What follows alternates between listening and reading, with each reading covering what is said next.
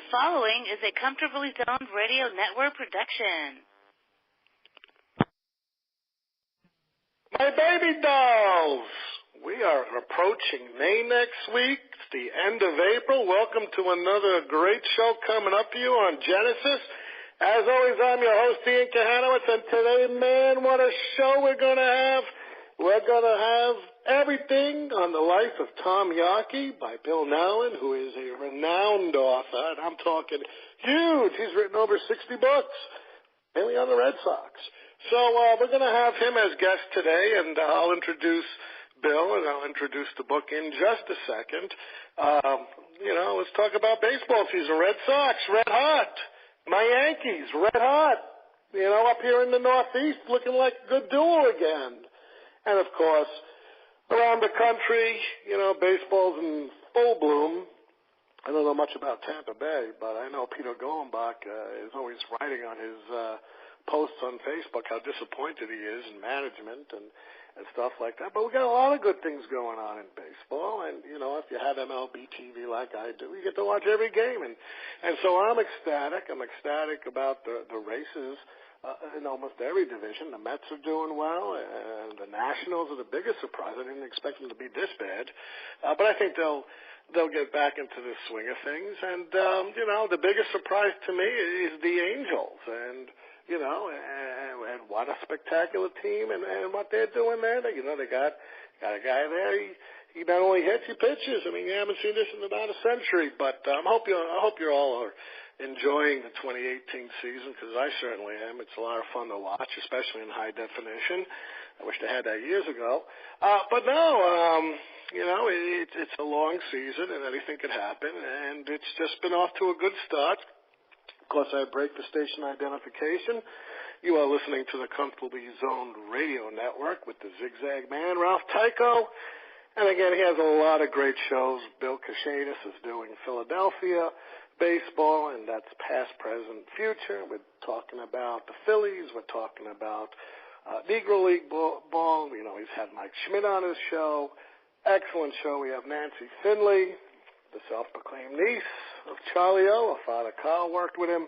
We got Oakland A's baseball out there in the West Coast. We also got Peter Gollenbach, and he does Gollenbach's University every Sunday night. We got Hal Bach. He's doing vintage sports. We got a lot of shows going on. We got Mark Littell. He has his show. We got Lenny Randall. He got his show, and of course, you got my show, and there's just so much more. Because the network is expanding, and coming up on Sports Byline, we were able to procure a show which I am co-producing with Ralph, Comfortably Zoned in a Vat of Time Tar, and that's with Peter Gollenbach and Lenny Randall.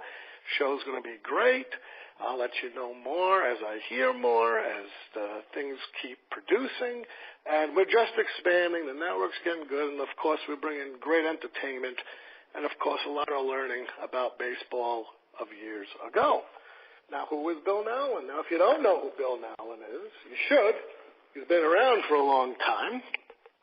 First of all, he's one of the directors at Sabre. He's been vice president of Sabre since 2004. And he's one of the co-founders of Rounder Records. And, when you look up Rounder Records, they had a great history here. They've been around since the time I was born. And they have won many, many awards. I think 51 Grammy Awards in 40-something years. I mean, it's a very, very good company. Go check it out, Rounder.com. You can go to the history, and you'll see a nice picture of a very young Bill Nowlin, along with Marianne Leighton Levy and Ken Oren. Excellent site. And, just a great thing. You go on there, you like music. He's very diversified. Bluegrass, all this stuff. Country. George Thorogood was one of his artists. I mean, excellent stuff. And he just created a book on Tom Yawkey. And if you don't know, there's been a lot of hoopla, especially yesterday up in Boston. We're going to get to talk to Bill about it, and because I just don't want to give it away, so we're going to get right into it. Without any further ado, welcome to the show, Bill.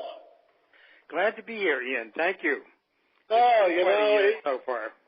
It is, isn't it? The Red Sox, they broke a record. Yeah, they broke the record, and then they got no hit the next day. Yeah, can you believe that? By Oakland, of all teams. But let me ask you this. I read something somewhere. When the Red Sox won in 1967, they won the pennant. Were you the first one on the field? I was one of the first ones on the field. I had standing room only, and I just kind of inched my way down. And they weren't thinking of security then, because the Red Sox hadn't won the pennant for 21 years at that point. And so the minute the Rico Petrocelli grabbed the last pop-up, and it was the third out, and the Red Sox had won, I hopped over the railing and ran out on the field and got there in time to clap Jim Lonborg on the back. There's 5 or 6 other people with me, and then I looked around, and there's about 3,000 other people heading that way, and I thought, I better get out of here. This could get wild. Let me ask you something about the Impossible Dream year. Do you think that year, because I had a show on the Impossible Dream last year with Herb Crane, he wrote a book on it, and do you think that year saved the franchise? Yeah, that might be a little too strong, but it certainly gave it fresh life, and a life that hasn't slacked off. I mean, the Red Sox in the 1950s were drawing 6,000 or 7,000, 8,000 people a game. I used to just go and buy a ticket. You could almost sit any place you wanted because, you just move around. But in 67, they started selling out again because they'd come out of no place. They finished a half game out of last place in 1966. And then here they suddenly won the pennant in 67, and that attracted fans to come back. It was a pretty exciting team. So they've been pretty moribund since that time. They've sold out more games than most clubs. They even had that sold-out record streak from 2003 up till just a couple of years ago, where they sold out every game for years. I'm a huge Yankee fan, and of course, all my family still lives in New York City. I used to go to the stadium 20 times a year when I lived in New York. But since they knocked down old Yankee Stadium, and since I've been to the new stadium only once, I'll never go back to the stadium again. It's too corporate for me. I go to Fenway either once or twice a year, and that is my favorite ballpark. In the United States, of course, I've only seen about 5 or 6, but I got to go to others. But what do you think about the charm of Fenway? Oh, well, to me, it's like home, because I've been going there. I'm a little older than you. I've been going there since the 1950s. My father used to sell hot dogs there in the late 30s for a couple of years. I thought that was like being president of the United States or something. I mean, what better job could there be than selling hot dogs at Fenway Park? But I just, I go often, and it's very familiar to me. It's kind of like home. I like the old Yankee Stadium, too. It had a grit to it, and the way the concourses were so narrow, you'd get fans cramped in there, and it had an excitement to it that, the new parks, for me, it's fine, but it's kind of boring. Yeah, it's too corporate. I worked for, I was vice president of the tax department, was chief counsel for many years for Citizens Bank, and every time when I walked into the park in 2011, I said, oh my God, they're going into work. It's awful. Yeah. It's just awful. Let me ask you this. This is how we're going to nice view, though. Oh, some beautiful view. But what I'm hearing, we just spoke about Pittsburgh. I hear PNC Park. Oh, that's miles. I hear miles ahead of what they used to have. Three Rivers. Was it Three Rivers Stadium before? That was the most recent one, yeah, and then Forbes Field before that. I guess I never went to any of them, but I've been to the new one. It's probably in some ways the nicest park. Just settled right in the city, right on the river. You can sit in the seats and look at the skyline, watch ferries go by occasionally and stuff. And you know what's funny with this Pittsburgh connection? We're going to segue into this whole racism thing surrounding Tom Yawkey. I'll give you my opinion after I hear yours. First of all, I did research what you did regarding it.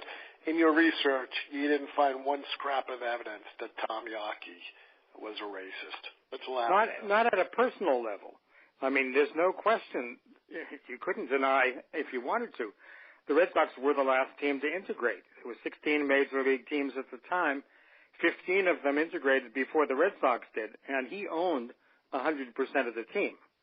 he could have changed that any day he wanted. Even, you know, you talk about tokens. I mean, he could have hired a token ball player, brought him in there in 1949, 52, 56, any time except being last. And so that's on him. I just could never find an indication that he was personally racist. He just allowed this to occur. And let me just say this. You know, your research in your book is impeccable. And before I even go any further, folks, you got to get this book because it is so well researched. And I learned a lot. And one of the things I learned was that Jackie Robinson, he loved the fans of Boston, but if you know Jackie, he was just as prolific off the field, especially in the 60s during the Civil Rights Movement, as he was on the field. And he said, look, it was great to see that the Sox were cheering for George Scott and Reggie Smith. And he hoped that Yawkey, you know, took note too. You know, I mean, he said, look, Yawkey's a racist. What do you think about Jackie and that? Well, he said he never met him. So he was really reacting to the same situation that I mentioned. The fact of the matter was that they were the last team to integrate. And, you know, you could say the proof's in the pudding or whatever. The buck stopped at his desk, and he allowed that to occur. But, you know, he seemed to have very good relationships with black ball players once they had some on the Red Sox. And I went down to South Carolina and visited his place down there and met several of the workers that they were employees, but some of them seemed to have been very close friends in a way. That two of them would go out hunting together. He'd have breakfast at this guy's house, and the guy would come over and have breakfast at his house. And that was a so-called mixed race person down there. It just, I don't know, it's a little hard to reconcile, but, you know, responsibility. In the end, the Red Sox were the last team to integrate, and I'm old enough that I can remember being ashamed in, like, say, 57, 58, that every other team had black ball players and some incredibly successful ones, Jackie Robinson, Sam Jethro, Hank Aaron, Willie Mays. I mean, what do you want? And yet the Red Sox hadn't. Well, you know, it's also... You know, I've lived here in Massachusetts longer than I lived in New York City. Now, when I grew up in the 70s in New York City, you know, you had race wars. Even when I left in 1993, you know, there's segregation. Up here, there's certain parts of Dorchester and Mattapan and Chelsea. Well, let me ask you this. Both Jim Rice and Bill Russell had a hard time off the playing court and off the field with the Boston, you know, folks up here. Do you think that had anything to do with Yawkey? Is the surrounding of the whole Massachusetts area? Well, of course, Yawkey wasn't really from here. He was from Detroit, New York, and South Carolina, basically. And he just spent his time here because he owned the ball club. But he came in late and left early. Mostly because the Red Sox weren't in it at the end. I don't know. You know, there's an atmosphere that those of us who live in Boston and grew up in Boston, we know it's there. I haven't lived other places long enough to know how different it might be in other places. But I mean, some places are more cosmopolitan than others, and some places have neighborhoods that are residentially segregated, and that kind of breeds us versus them kind of way of looking at things. I think that's characteristic of a lot of the neighborhoods of Boston. Well, I want to read you a quote from Norman Mach, who wrote a great, as you probably know, a great 3-volume biography of Connie Mack. And when I did research, like I told you before the show, on Landis, I used Mach's article he wrote back in 2009. And I'm going to explain this, and I want you to tell me if it's true in regards to Yawkey. A historian who judges a man in the context of today's time and standards, and not the standards and conditions of the time in which the subject lived, commits a scholarly sin. Understanding the America of the 20s, 30s, and 40s obliges us to make the effort of not judging it by the standards and values of today. Their values were their values, and they were not necessarily ours. Yeah, I agree with that, and I tried to make that point in the Yawkey book too. That we look back now at baseball. We look at Jackie Robinson, think, oh, how great it was that the baseball integrated. They were one of the first industries, if you want to call baseball an industry. They were one of the first fields of enterprise to integrate. I mean, they kind of led the way. The armed forces were a little ahead of them, just kind of getting it together in the end of World War II, though you still had segregated units in the Army, say. But things were dramatically changing, and baseball was one of the first. You come to 1959 when the Red Sox did have Pumpsie Green and Earl Wilson joined the team, and so the Red Sox finally had become the 16th team to integrate. But you look around other areas of life, you look around the world of banking, the world of education, the world of Boston finance, there weren't very many black employees in those areas either. So, even as late as the Red Sox were, they were probably ahead of a number of other institutions. Now, let me ask you this, because this also ties into my arguments for the day. I don't believe Yawkey was racist, and I don't believe Landis was racist. And I think Leon Day, who played his entire career in the Negro Leagues, in which I have a site, I think you're part of my site on Facebook, I always post. He expressed the sentiment at the time. Major League Baseball couldn't have signed any black players in the 30s. Again, you had a depression. It would have been suicide for the club owners and murder for the players because you had a depression going on. The clubs are losing money, by hand over fist because no one's going out for recreation such as a ball game. That for the finances, it would be a worse blow. Plus the segregation all over the country. I mean, the race riots in Detroit didn't take place. World War II didn't take place. What do you feel about that? Well, I think he is probably right. It's how did we ever get saddled with this whole mess in the first place? I mean, everybody. You said you don't think that maybe Yawkey was personally racist or Landis was. I really think we all are. Maybe that's too broad a point or something, but it's just a disease that kind of infects everybody.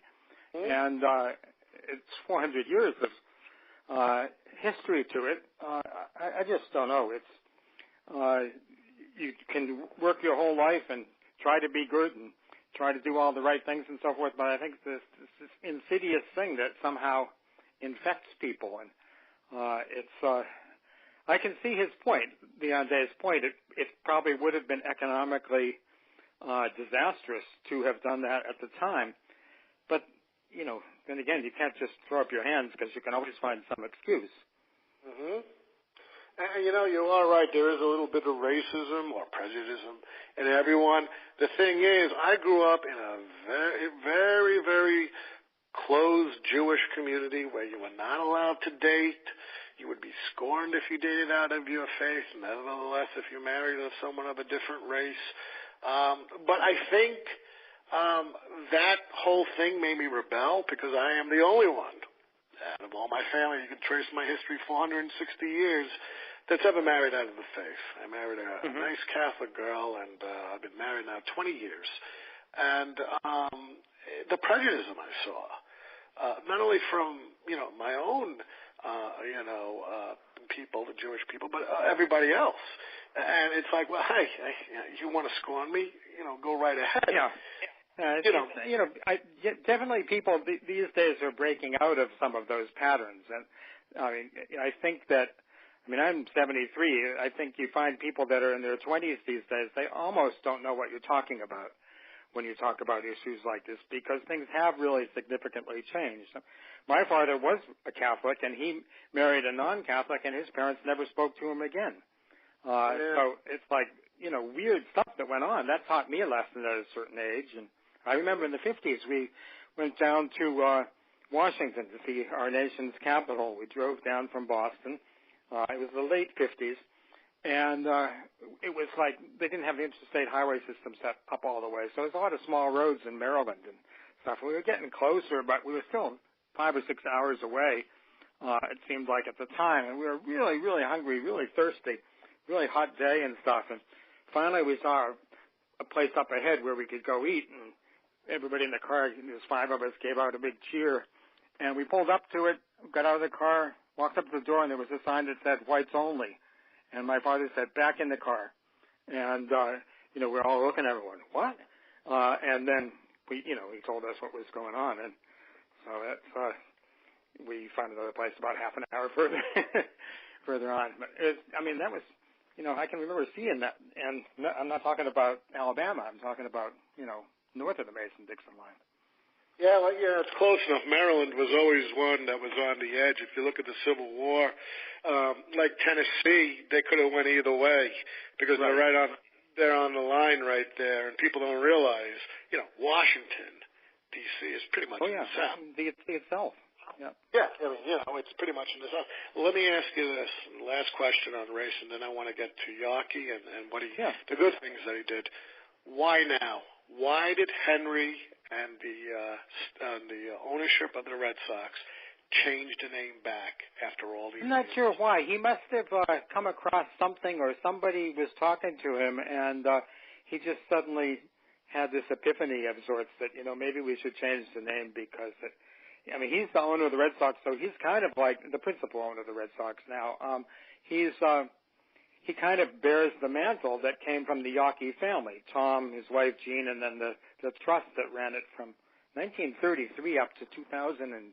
It was an incredibly long run. He kind of is the heir, and he bought his way in, of course, but he's kind of like the heir to the responsibility. It just must have somehow caught him one day. It's totally understandable to me. He just had the feeling that maybe we should make a change here because it would be nice to expunge this from Red Sox history, or at least not feature it so much. There's no way they can say that Yawkey hadn't owned the team, but they don't have to celebrate it outside the park, I think, is his idea. Yeah, and it's funny because in Boston, you go everywhere. There's either a charitable foundation in Yawkey. These days, that wasn't the case when Tom Yawkey was alive. He didn't allow. He gave a lot of money. He gave a lot of it anonymously, but he would never let anybody. People wanted to put his name on things, and he wouldn't allow that to happen. But after he died in '76, a Boston City councilman asked Jean Yawkey, his widow, if it would be okay to, maybe to rename that section of the street after Tom. And she thought it was really nice. The city council voted for it unanimously at the time. And they just went ahead and did it. And since that time, the Yawkey foundations that were set up by Tom and Jean Yawkey, they have given away over $300 million to date. And by the time it's all over, it will have exceeded $1 billion that they'll have donated to various charities, mainly in Boston. But they just gave $25 million for a new hospital in South Carolina, and there's some other areas here. Now his name is on quite a number of things around Boston, and some people are worried that that it's one thing to change the name outside Fenway Park, but how far do you go? Exactly. Now here, we spoke about it earlier. Detroit, New York, South Carolina. Yawkey was born into privilege in Detroit. I think his father was into, iron ore and stuff like that, and mining and stuff like that, and timber. What was going on? How did this wealth come about? Yeah, it was mostly natural resources in the areas you said, lumber and land and minerals and so forth. They had holdings in Canada, Wisconsin, Michigan, and so forth, and a state that they all went to. I think in South Carolina owned a bunch of land down there too. His own father died when he was pretty young, but he was still kept in the family as his uncle that adopted him. And his uncle was basically the half owner of the Detroit Tigers baseball team, which is where his interest in baseball came from. He got to know Ty Cobb when he was a young kid. Ty Cobb would come down and go hunting with his adoptive father in South Carolina and so forth. So I think that happened to your father or my father. Our lives might end up differently. Oh, yes, I'll tell you that much. Let me ask you this. His mother died, I believe, in 1918 during the Spanish influenza. The whole world was suffering from this outbreak. Did you find any traces that Tom received that got the influenza? No, I don't know about that. He lost both of his parents at some point there, and he ended up going to a private school outside New York and then to Yale University. He was definitely a life of privilege. I mean, they had people around to do all the cooking and open the doors for them even, and that kind of stuff. Somehow, though, you see pictures of him, and most of the pictures of him when he's not at some event that he had to dress up for, you wouldn't know he was anybody special. He dressed very comfortably, pretty much dressed down, you could say. There's stories. I mean, when he lived in Boston at the Ritz Hotel here, that's instead of getting a house or an apartment, even a condo, he just kept a suite at the Ritz, which you couldn't spend more money if you tried in Boston, I don't think. They had a rule in the lobby: gentlemen had to wear a necktie. One of the people I interviewed had been a doorman back in the latter days of Yawkey's life there in the early 70s.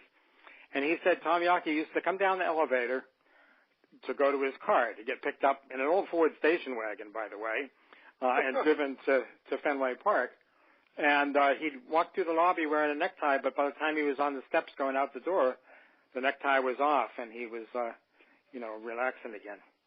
Yeah, I mean, it's all about the image, and you know something.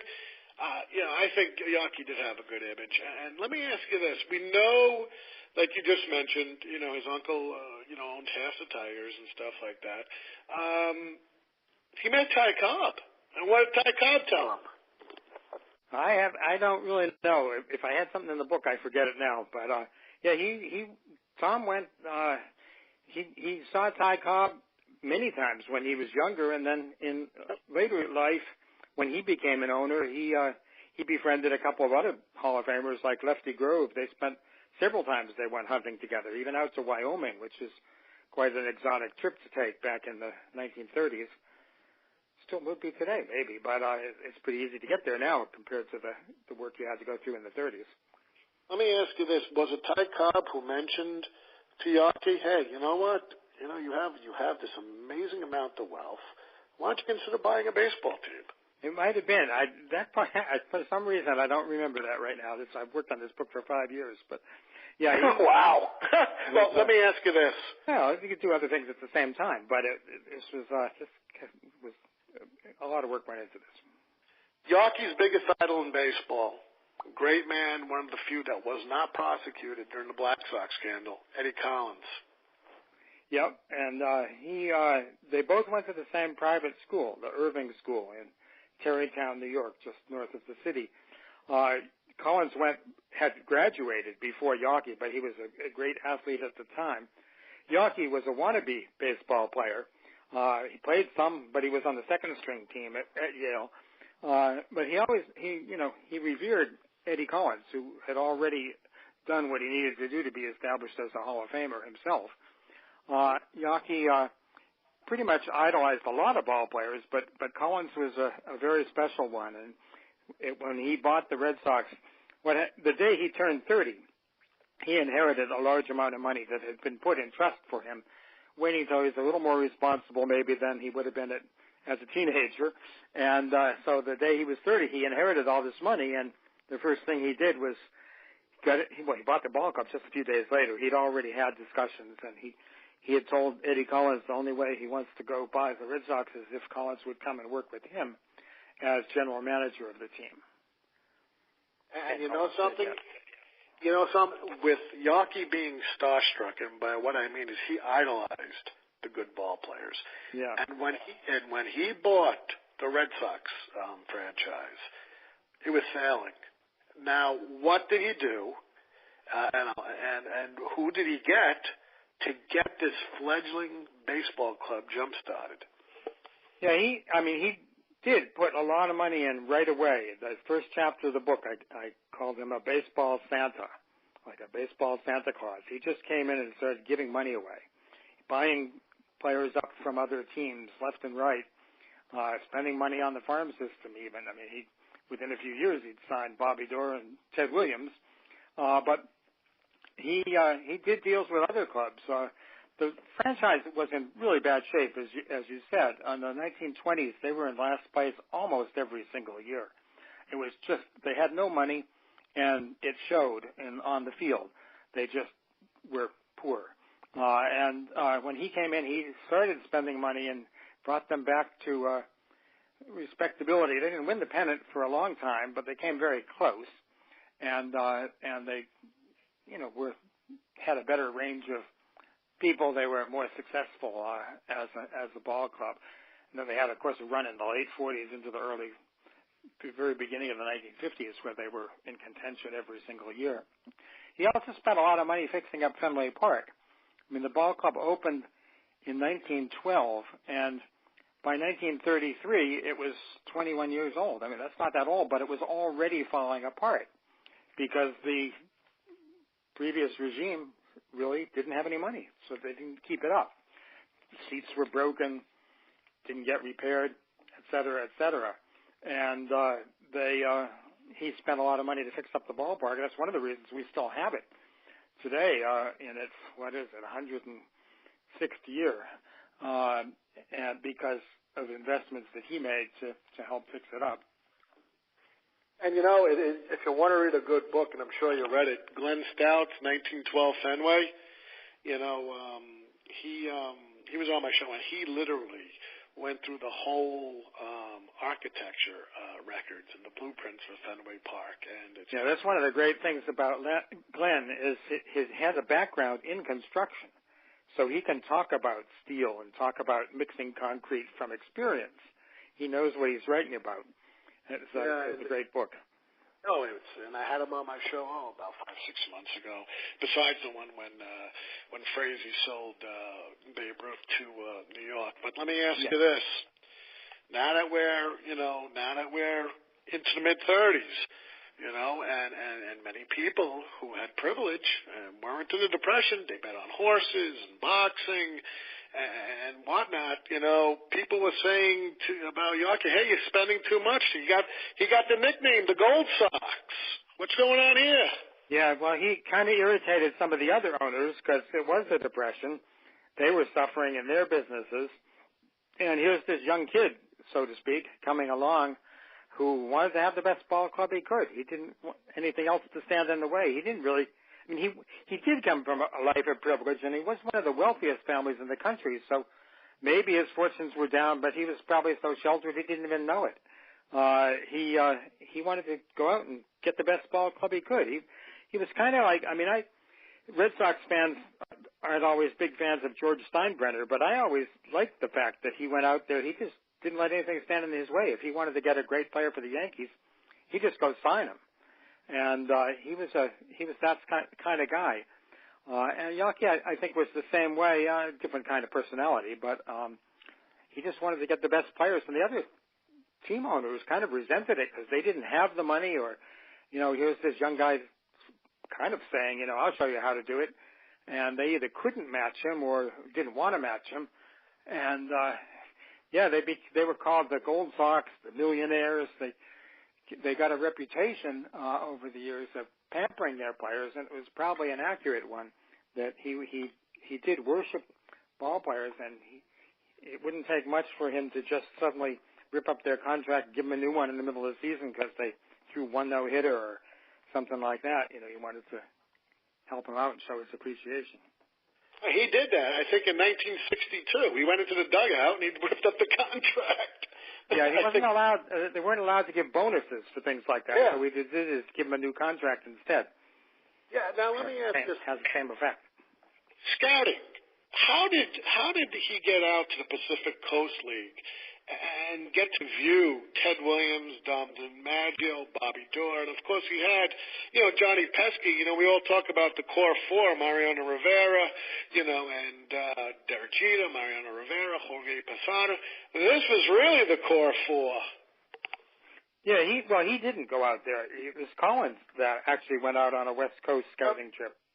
And he's the one that saw, he was scouting Doerr, and he saw Williams at the same time, and little did he know that Johnny Pesky was working as a bat boy for the team. He wasn't a ball player. He was just a bat boy for the Portland Ball Club when Collins saw Doerr play in the game, and then he saw this kid out in, I guess he was out in right field, Ted Williams, and he said, "Who's that guy?" And they said, "Oh, his name's Williams. He's just a kid. He's in high school still."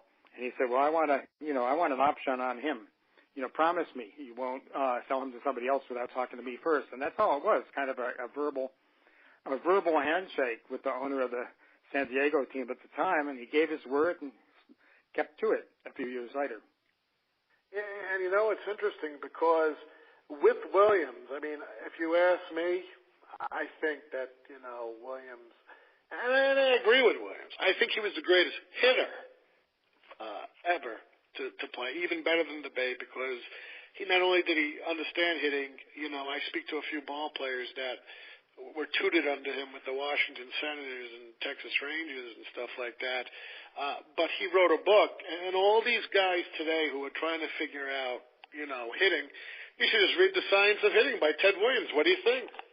Some of them still use it. You hear every once in a while, you hear a ball player talking about how, he grew up with that book, or somebody gave it to him at a crucial time. You hear people these days talking on TV or the radio about launch angle, as though that was some new invention of some kind. It wasn't Ted Williams that invented it, but he talked a lot about that in his book. He just used different words. All he basically said was that the pitcher's on a mound. When he throws the ball, it's heading down. You have to swing up, which seems kind of logical. But I guess some things about baseball are very simple. Executing is another story, of course, or we'd all be stars. Now, let me ask you this. Now, Collins gets sick in around 46, 47. The Sox went to World Series. The war ended. All the players came back. They go to the World Series, and now Collins gets, sick. Why bring in Joe Cronin? Well, Cronin had been one of the first people that Yawkey had brought onto the team, buying him from the Washington Senators as a shortstop / manager. So he'd already been around by that time more than a dozen years. I think that they enjoyed a few drinks together, Yawkey and Cronin, and he had executive abilities. I think it just seemed like the right move for him to make, the easiest move, and maybe the right move for him to make at the time. Let me ask you this. I know when Marvin Miller became, executive director of the Major League Baseball Players Association, Cronin just went wild. He literally was a staunch supporter of, people call it, not everyone knows about the reserve clause, which means basically, hey, the ownership has the right to do whatever they want with you. You have no say. You have no bargaining power. If you want to appeal to the commission. We pay a salary. How was he as general manager of the Sox? Did he try to be hardline, but Yawkey interceded? What was their relationship? Between Yawkey and Cronin? Yeah. Well, it's hard to know. Yawkey overall, he was more a fan than he was a businessman. And so he left things like the running of the club to other people. He figured, Cronin was a great ball player. He'd been a decent job managing the team, and I think he just let him do what he wanted, pretty much. Kind of trusted him. It's as though Yawkey had his opinions, but I think he always deferred to people that had been former ball players. You look back on the history, we talked about the 1967 team. Mm-hmm. By that time, the general manager was Dick O'Connell. And he was really the first guy Yawkey had in that leadership position that was not a former ball player. And I think it's probably no surprise that then the Red Sox, well, I wouldn't put it that way, I guess, they did win a pennant out of nowhere, and maybe it was because they had started running the club on a more business-like basis. Let me ask you this. A lot of people blame Joe Cronin for the demise of the Sox franchise, like we spoke about in the beginning of the show, 6,000 to 8,000 people at the ball field. People forget. They went to 7 with the Cardinals in 46. They were contenders in 48, and they were just barely eked out by Cleveland that year. Yeah, one-game playoff. Yeah, that was the one-game playoff, right? Yep, and then they could have won in 49. All they had to do is won either of the last 2 games of the season against the Yankees, and they would have won the pennant, but they lost them both. And they were favored. Yeah, sure. I had to win one of the 2 games. Then they finished only 4 games out in 1950. They were in contention all those years there. And let me just say, then they fell apart, though. But that's the thing. Let me just say something here. A lot of people put the blame on Joe McCarthy over there. I don't really believe it's so, because 1950, all those years that the Yankees went under Casey Stengel, and we're going back now 69 years or so. You got to remember, those teams were not the best team fielded in those years. If you want to see a dynasty, go from 36 to 39.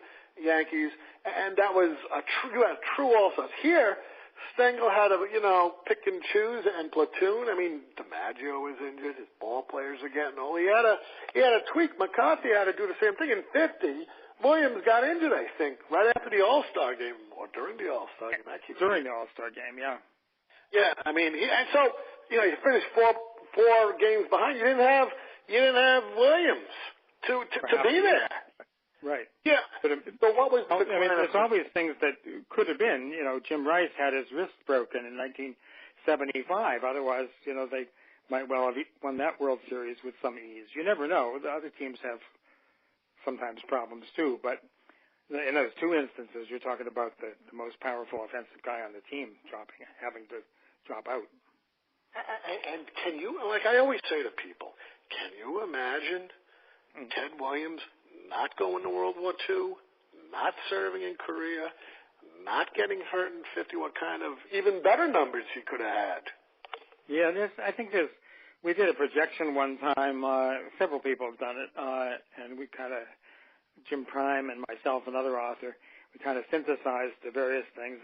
There's no question that he would have ended up with close to 700 home runs if you just fill in the gaps there. 42, 43. He played in 42. He played in 46. Well, there's 3 years in between. Average the number of home runs he had one side or the other, and fill it in. And then he missed another year and a half in Korea in 52 and 53. And just even leaving injuries aside, just the almost 5 seasons of military service, he would have been close to 700 home runs. And if he'd ended up, say, at 695, he probably would have played an extra year just so he could get up to where Babe Ruth was. How old was he when he retired? 41, 42 years old when he retired, Williams? Yeah, but he, had a decent season that last year. His next to last year wasn't good. 1957, the year he was 39 years old, he hit 388 that year. Yeah, that I know. He did, but let me ask you, he didn't win the MVP that year. I think Mantle. Did Mantle win it that year? Right. Yeah. No, he didn't. The only 2 years he won were 46 and 49. Which is a complete tragedy because he could have won the MVP at least 5 times I could count, including 41. They gave it to 42. They could have given it. I mean, it's unbelievable. And they always say, well, he played on the Red Sox, there is something to be said for a team that wins the pennant. They're going to get the focus. And, with more writers in New York because they had 3 ball teams than there were in Boston, which had 2 at the time. Even with the newspapers, let me ask you this, Bill. The press in Boston, they were probably the most prolifically negative press in sports when you look at it back then. Williams hated the press. He had his friends. He had 1 or 2 friends, people that he respected in there, but there's no question it was a hyper-competitive newspaper environment. There was no other medium really at the start of his career. So it was newspapers, and some of them made their name in the paper by being negative. That's still true here in Boston with some of the writers. And it sells. It's you kind of if you just every column just praises the team. It's not very interesting. But he resented some of the writers. For instance, after his rookie year, when he set a record that still stands, 145 RBIs. Nobody has ever had that many runs batted in during a baseball season as a rookie. They sent out a couple reporters to the West Coast to try to learn about his family. Found out his mother worked for the Salvation Army. Found out that they came from a pretty poor background. His parents were separated, and published a story or two about it. He resented that as an intrusion into his private life. He was embarrassed about his background, and he resented that because they didn't do that for other ball players. He kind of stood out, and these days that would be normal to have a story about the family and background and all that kind of stuff. It was not normal back in 1939, and he resented some of the writers doing that. And same kind of thing happened when World War II came along, and here he was ready. He'd just come off a season in 41 where he hit 406. Nobody's done that since that time. And there's Pearl Harbor 2 months later. And then everybody was saying, well, how come Ted Williams isn't in the Army? He's obviously physically capable, but he was the sole support of his mother at the time. So under the presidential order, he was exempt. There was such bad publicity about it that it caused a lot of concern for the Red Sox. Even Tom Yawkey and Cronin kind of gave the word to him that, maybe you ought to think about enlisting here for your own reputation and parenthetically, and ours too. He took care of it. He did eventually enlist. After proving his point, he then went and enlisted in the Navy. And you know something? What's very interesting, he also came from, like many people know, Mexican descent, and he tried to hide that. Yeah, he was told, I guess, early on, or he kind of instinctively knew it, that it could be a problem if it had been known that he was basically half Mexican. His mother came from Mexico. Her parents both had immigrated from Mexico, and his grandmother spoke more Spanish than English. I don't know if she ever read English, and I ended up going and visiting many of the members of the family who, were often had Hispanic last names and so forth. Now, when Williams retired and then was voted in, when was he voted in? 1966 to the Hall of Fame? That's right, yeah. And, my parents got married. He mentioned at the Hall of Fame, he was very disappointed that Major League Baseball didn't integrate beforehand, and that he only was able to see at the end of his career Pumpsie Green on the team, and that shows a lot in his character because he didn't see color, Williams, and I think it's from his half Mexican heritage that he felt that way. You have to think that had some impact. I've got actually a book that's coming out this month called Ted Williams, First Latino in the Baseball Hall of Fame. It could be published today or tomorrow. I just haven't posted it yet, but it's ready, and it goes into this in considerable detail.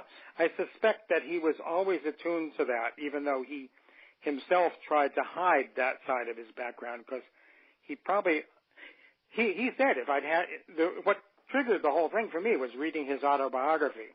It's called My Turn at Bat, and in there was one line where he said, if I'd had my mother's last name, I might not have made it in baseball because of the prejudice in Southern California in those days. And I was looking at that. I said, what does that mean? And that triggered off this whole investigation that I think I kind of launched in 2002, the Boston Globe the Sunday magazine ran an article I wrote about his Hispanic roots, and that kind of triggered off the public awareness of this, something that had been kind of buried. And I was able to talk to him about it very briefly during the last year of his life at lunch one day. And, he acknowledged his Uncle Saul Vanzora was a great pitcher for one of the Mexican League teams in Santa Barbara, California at the time, but then he quickly changed the subject. It's not something he wanted to dwell on. Yeah, it's amazing, all this history, and you uncover it, and of course you've been instrumental in uncovering a lot of things about history. Let me ask you this question. Cronin was the one who passed on Willie Mays, earlier on. Why did he pass on Willie Mays? Well, that's one of those mysteries there. The Mays was playing for the Birmingham Black Barons, Negro League team. He was, they used the same ballpark that the white Birmingham Barons used, and therefore the Red Sox owned the Birmingham, the white team. So the Red Sox kind of had an option on Mays, and they sent down a scout called Larry Woodall to check him out. And apparently what happened is it rained a day or 2 days in a row, and so he wasn't able to see Mays play. And he was frustrated by that. I think it's fair to say that he had, in his case, you can find the smoking gun that shows some racism. He used the N-word, and he said, I'm not just going to stick around here to see a bunch of guys play baseball, and so he left. And so he never got a chance to see the guy he'd been sent down to see, which was Willie Mays. And, one can only imagine what it would have been like if Willie Mays had joined the Red Sox in the late 40s there, where they were so close to winning, and they would have been a whole different team through the 50s, and we wouldn't have this discussion about race today either. And something, David Halberstram, God rest his soul, I read both. I read both the summer of '49 and the October of '64. And St. Louis, which was the most Western and I think the most Southern team for many years until the move westward, they were more racist than anything. But by 1964, they got the idea. They beat the Yankee dynasty with Bill White and Lou Brock and Bob Gibson and all these guys. And yet the American League was still slow to integrate. Ellie Howard. Yeah, he was the Yankees, the Phillies, and the Red Sox were kind of the last three teams there. Yeah, and you know what? I'm gonna defend Yawkey from your own book, and then we're gonna end the show because it's been an hour, and I don't want to keep you too much. Maybe we'll get you back to maybe finish up a little bit on Yawkey and talk about Red Sox history with your other books. But I'm gonna defend him, and right from your book. Ellie Howard said, for all those years he played on the Yankees from 1955 onward and all those world championships, not once was he ever invited by management back to the stadium. He plays for the Red Sox one season, and he's a celebrity. So I got to defend Yawkey that way. Well, it's all relative. It was a different time, a different era, and there's personalities involved. George Weiss with the Yankees was not a paragon of integration. George Weiss had, let me tell you something, that's the poster child for the reserve clause, okay? Can you imagine winning three, MVPs like Yogi Berra did, and then the next year after, he's nickel and diming him for an extra $2,000? Oh, you didn't win the MVP, Yogi. Well, you just hit 302. You hit 330 before. Maybe I'll give you $1,000. Right. He's the poster child for it. And, as you well know, the players realize he got a percentage of what was left over, what he was able to nickel and dime his players with. So if he nickeled Berra down, 5,000 is what management saw, and he only gave 2. He would keep the rest, Weiss. Yeah, jeez. Well, we've got owners like that today too. I imagine. Well, you know what's prolific. I'm gonna say my last thing. I've done the studies. Only 37% of owner expenses go to salaries for the players. Mm-hmm. With all their exorbitant contracts, the owners are only paying 37% of their expenses for salary. That means other things, concessions and, commercials or whatever it is, only 37%. And that's down from, say, the early 1970s, early 80s after the reserve clause fell, where they were paying over 45% on salaries. You're going from $100,000 a year to now, Catfish Hunter is now making $3.75 million in the span of 3 years. Like you say, hey, I like Steinbrenner. I'm going to go out and buy the best. And that's what happened. But Bud Selig, who I'm not very fond of, I don't think a lot of people are, but after I did my research on collusion, that he was one of the architects to keep salaries down, he did a great job in pulling a financial coup in baseball that probably will never be seen in any other sport to capitalize it to where it is now. Yeah, I mean, definitely huge successes under his years there, Selig. And so, hey, Bill, had a great time today. I hope you had a great time too. Let me ask you one final question. What was the inspiration to write about Yawkey? There was never an extensive biography on Yawkey, which I was surprised. Before yours came around. There'd never been more than 3 or 4 pages, well, maybe 6 pages, written about him before. I was astonished when I found that out. I don't really know what got me going to begin with, but I mean, obviously, I knew he'd owned the Red Sox with his wife and so forth for more than 60 years. But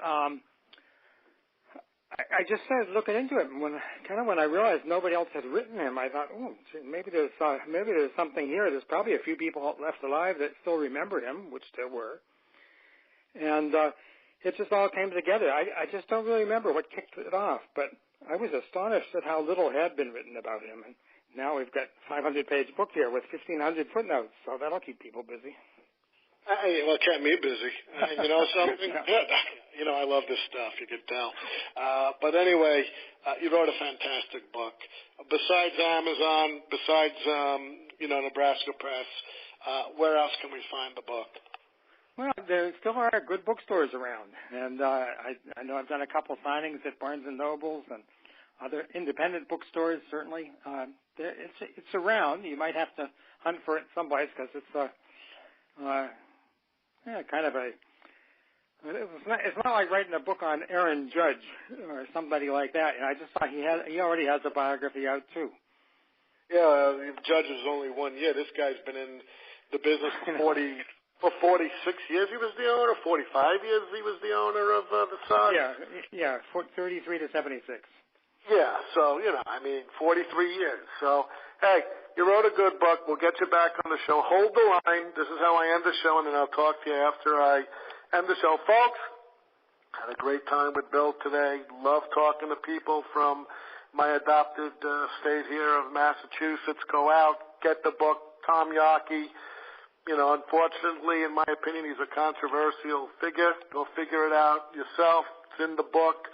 Awesome research.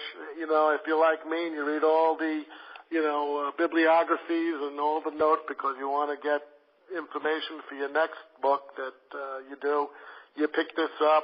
You won't be sorry. You'll learn a hell of a lot. I'm Ian Kahanowitz in for the Comfortably Zoned Radio Network. Thank you, Bill, for being on the show. And in the immortal words of one of my favorite broadcasters who I never got to see, Edward R. Murrow, good night, folks. Good luck. We'll see you next time.